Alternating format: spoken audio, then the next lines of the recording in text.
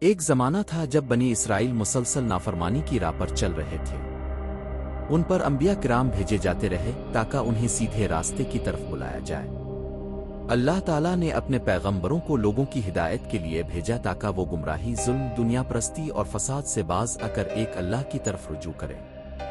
انہی پیغمبروں میں ایک نام حضرت علیہ السلام کا ہے، جو ایک عظیم نبی، زاہد، پاکیزہ سیرت انسان اور عدل و انصاف کی علامت تھے۔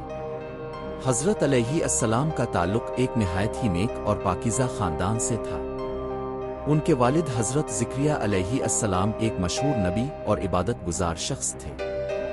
حضرت زکریا علیہ السلام نے ساری زندگی اللہ کی عبادت میں گزاری، مگر ان کی زندگی کا ایک کرب یہ تھا کہ ان کے ہاں کوئی اولاد نہیں تھی۔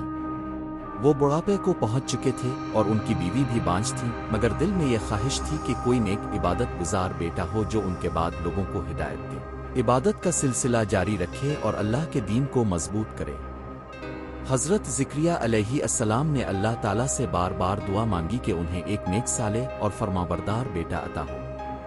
ان کی دعائیں قبول ہوئیں اور بڑھاپے میں اللہ نے انہیں خوشخبری دی کہ ان کے ہاں ایک بیٹا پیدا ہوگا جس کا نام ہوگا، جو نیک سیرت، اللہ کا محبوب، گناہوں سے پاک اور لوگوں کا سردار ہوگا۔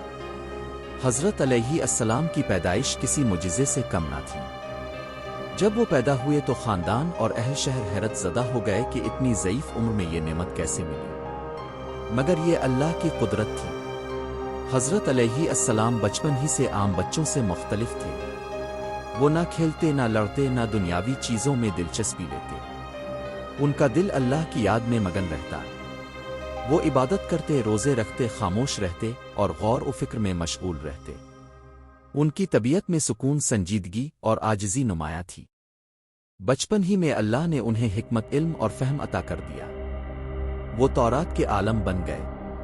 عام طور پر لوگ بڑی عمر میں علم حاصل کرتے ہیں، مگر حضرت علیہ السلام بچپن میں ہی علم و دانائی کے بلند مرتبے پر فائز ہو گئے۔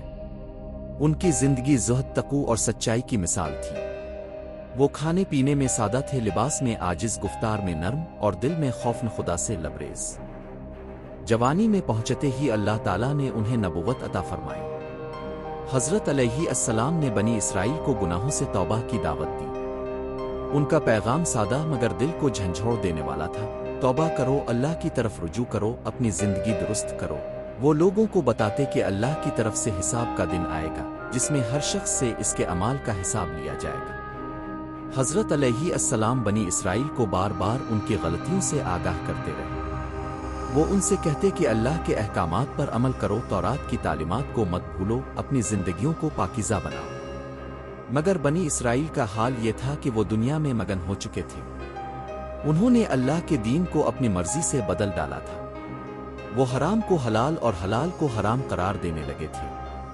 ان کے علماء رشوت لیتے، جھوٹ بولتے اور دین کو دنیا کے لیے بیچتے۔ حضرت علیہ السلام نے نہ صرف عام لوگوں کو دعوت دی بلکہ بادشاہوں اور امراء کو بھی حق بات سنائی۔ اس وقت کا بادشاہ نہایت ظالم اور گناہگار تھا۔ وہ اپنے ہی بھائی کی بیوی پر دل ہار بیٹھا تھا اور اس سے نکاح کرنا چاہتا تھا، حالانکہ شریعت کے مطابق یہ رشتہ حرام تھا۔ اس کام کے لیے درباری علماء نے فتویٰ دینے کی کوشش کی، مگر حضرت علیہ السلام ڈٹ گئے۔ انہوں نے بادشاہ کو کھلے عام کہا، یہ نکاح جائز نہیں، یہ اللہ کی شریعت کے خلاف ہے۔ یہ بات بادشاہ کے غرور کو چبھ گئی۔ اس کی محبوبہ بھی یہ سن کر غصے سے بھر گئی۔ اس عورت نے حضرت علیہ السلام کے خلاف سازشیں شروع کر دیں۔ وہ جانتی تھی کہ جب تک حضرت زندہ ہیں اس کا مقصد پورا نہیں ہوگا۔ اس نے بادشاہ کو ورغلایا، اسے اپنی محبت کا جال میں پھنسایا اور کہا، اگر تم مجھ سے محبت کرتے ہو تو کو قتل کروا دو۔ بادشاہ جانتا تھا کہ حضرت علیہ السلام ایک نبی ہیں، لوگوں میں ان کا مقام بلند ہے اور اگر ان کا قتل ہوا تو بغاوت ہو سکتی ہے۔ مگر عورت کی چالاکیوں، اپنی خواہشات اور اقتدار کی ہوس میں آ کر وہ اس سازش کا شکار ہو گیا۔ اس نے حضرت علیہ السلام کو گرفتار کرنے کا حکم دیا۔ حضرت علیہ السلام کو دربار میں بلایا گیا، جہاں ان سے کہا گیا کہ وہ اس نکاح کو جائز قرار دیں، مگر نبی کی زبان صرف حق بولتی ہے۔ انہوں نے انکار کیا، فرمایا کہ جو بات شریعت کے خلاف ہو وہ کسی صورت جائز نہیں ہو سکتی۔ اس پر بادشاہ نے غضب میں آ کر حضرت کو قید میں ڈال دیا۔ ایک رات بادشاہ نے دربار میں جشن منایا۔ नाच गाना, शराब और दुनियावी लज्जतों से भरपूर महफिल थी। इसी महफिल में वो औरत भी आई जिसने हजरत अलैहिस्सलाम के कत्ल की साजिश की थी। इसने बादशाह से कहा, मैं तुम्हारी बनूंगी मगर एक शर्त पर, मुझे का सर चाहिए। बादशाह ने पहले तो इनकार किया मगर फिर औरत की जिद, इसका हसन और अपनी कमजोरी के बाइस इसने कातिलों को हुक्म दिया कि हजरत को कत्ल कर दिया जाए।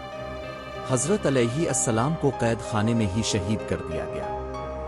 उनका सर मुबारक एक तश्त में रखकर इस औरत के सामने पेश किया गया। ये मंजर जुल्म की इंतहा था।